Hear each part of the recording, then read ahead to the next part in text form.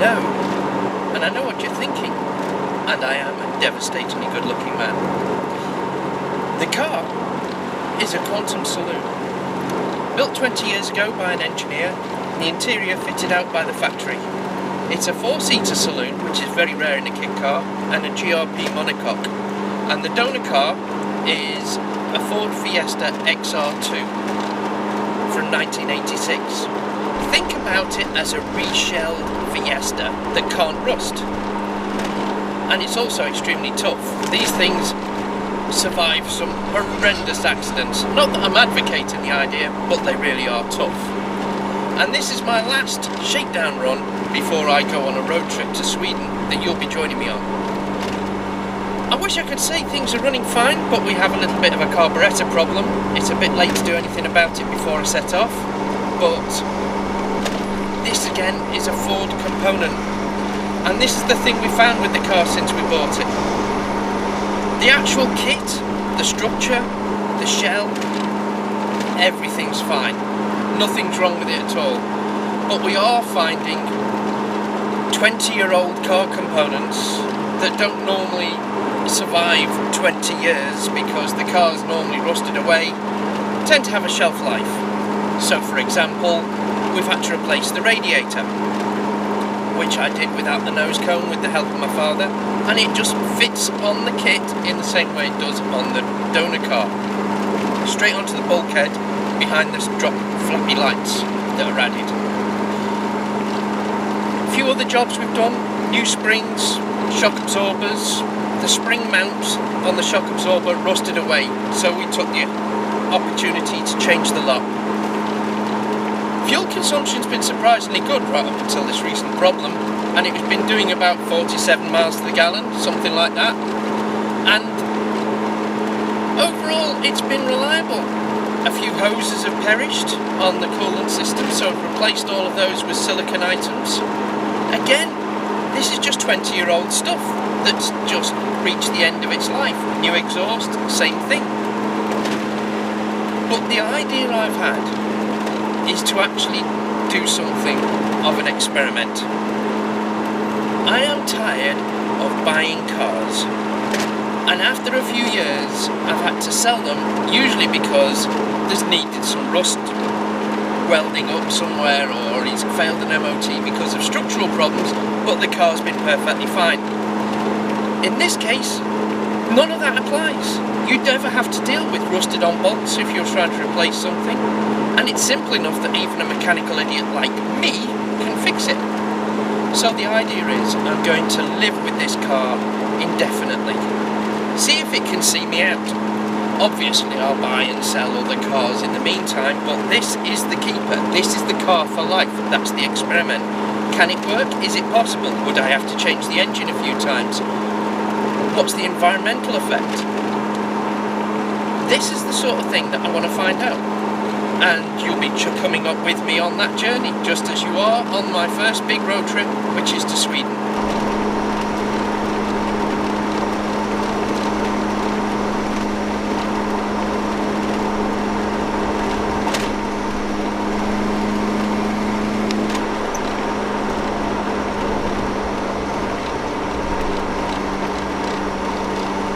More things about the Quantum Saloon.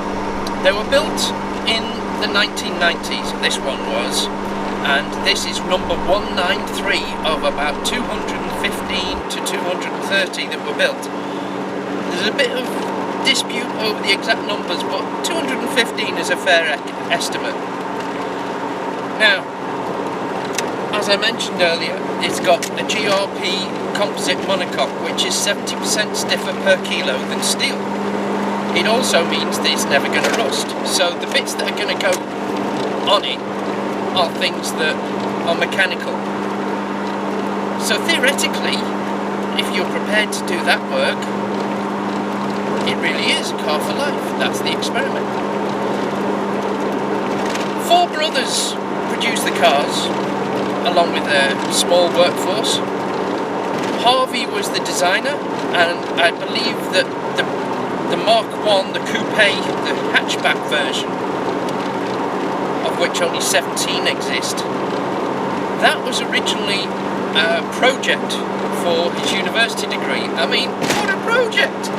And they developed it into this, the Mark II, the Saloon. And this by many is regarded as the best of the bunch. It's a practical car you can use every day, and a lot of Quantum owners do. The engineer that built this car, he used it as his everyday car. His son that I have met grew up with this car, travelling at first in the backseat, and then he's gone on and he's bought himself a Quantum. That's what these people do. And it's ridiculously cheap. I mean, you can pick them up now on eBay for a couple of £1,000s. And for the engineering involved, a GRP monocoque, that means they're basically the same construction as a Formula 1 car. I mean, £2,000 is nothing. And everywhere you go, everybody comments on the car, they ask what it is and they want to know, and everyone's got a smile. And I've never had a bad response to it. It's been absolutely fantastic. That's an upside that I never thought of. I thought it was a pretty sensible looking car, but it really does get noticed, and it doesn't get the same kind of connotations as, say, an Audi or a BMW. People don't make assumptions about you. They just smile and want to know what the car is, and they generally say nice things. And it's a joy.